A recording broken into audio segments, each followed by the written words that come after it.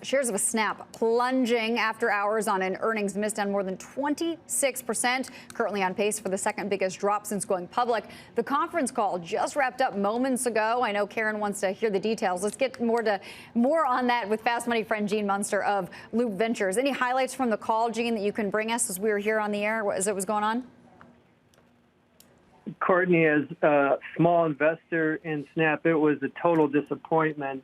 Lack of confidence and lack of visibility. That was one piece that really jumped out at me, is they just simply don't have visibility into the business.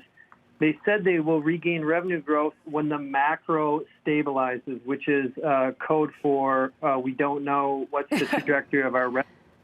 How bad can this get? Just to put some perspective on it, is there's been a lot of focus about the 18% growth in the September quarter, and they're talking about that being flat now. But we have to fast forward to what's going to happen with estimates in December and next year. The street before this was looking for 22% growth in December and 33% next year. I suspect that they will kind of gravitate back to 5% for December and maybe 5% for next year. So I think that the takeaway, the biggest, most simple takeaway, is that it is a combination of the macro and competition that is softening demand to a point where they simply don't have visibility. Hey, Gene, it's Karen. Thanks for being on. So how do you think about valuing this stock? What are the metrics? What do you do? At this point, it's very difficult. There is a revenue per user basis. You could look at it from that metric. But the challenge with that is we don't know what the revenue is going to be. And I think this is more complicated than what we're going to see next week coming from Facebook, from Meta, and from Google.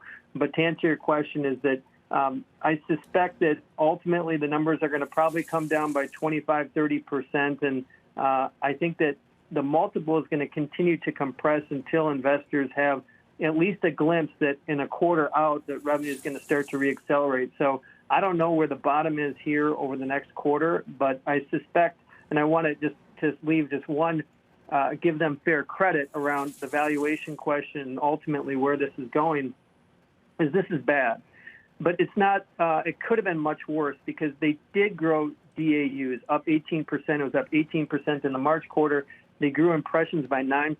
Typically, when you think about a social platform, what is most important is for them to be growing users. And so usually you take that over revenue growth because if you factor in that eventually they're going to figure out how to monetize.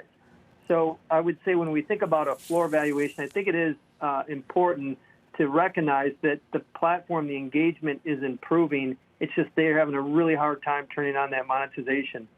And I was just going to ask you sort of that very balanced question, Gene. It looks like those daily active users were better than what the street had expected, but the current quarter revenue guidance was really disappointing. As you try to evaluate what you want to do here, you said you're a small investor. Are the odds just too stacked against Snap at this point to build into the position, even at these levels? Or is the daily active user count encouraging enough to nibble at this one? I'm going to politely sidestep the question and say that we're thinking more about 2023 right now and haven't answered that question at this point. It's pretty fresh. It's pretty raw right now. But that is going to be kind of make our decisions, see where it trades tomorrow based on that. We are thinking a lot about what's going to happen next week related to Meta and Google. And if I may just kind of, that's something that I feel is a little bit more actionable from our perspective. And ultimately, the street is looking for 4% revenue growth for September. Now, Snap just guided to flat for September. I think that probably is going to imply that the street, that there's probably a little bit of downside to Meta. But I do believe, as I think about all this, I think about, what hasn't happened yet. Let's try to prepare for what's going to happen. I suspect that there's a little bit of downside to Meta and Google, but not as much as what we've seen here with Snap. Got it. Thank you so much for joining us, Gene, jumping on after listening to that call and giving us some of your thoughts and headlines. Appreciate that very much. Steve Grasso, you were nodding at one point when Gene was talking. I think it might have been when he was talking about the ARPU there. I'm going to give you a moment to jump in. Yeah, I think it was. It's pretty interesting that his point about DAUs growing at 18%, but they haven't figured out how to monetize. It actually reminds me of the Twitter story long before Elon Musk even whispered Twitter's name. and they couldn't monetize, and they couldn't grow DAUs. So I think for me, this is definitely one of those things that needs a little more. We talked about the 3-day rule, but if the 3-day rule holds that 1190 level, I think you can actually start acquiring a little bit of a position in Snap, oddly enough. At the 1190 level, so right now we're just hanging on above 12 right now in the after hours, but down 26%. Alphabet's the name. I'm sure Karen will agree with this. Probably trading 111 or so in the after hours. You start doing the math. A company that's now trading at a market multiple, even with everything that's going on, probably still high teens EPS growth, I would think. You back out the cash, it's even cheaper than, right? You add back the cash, I guess you should say. It's even cheaper than that.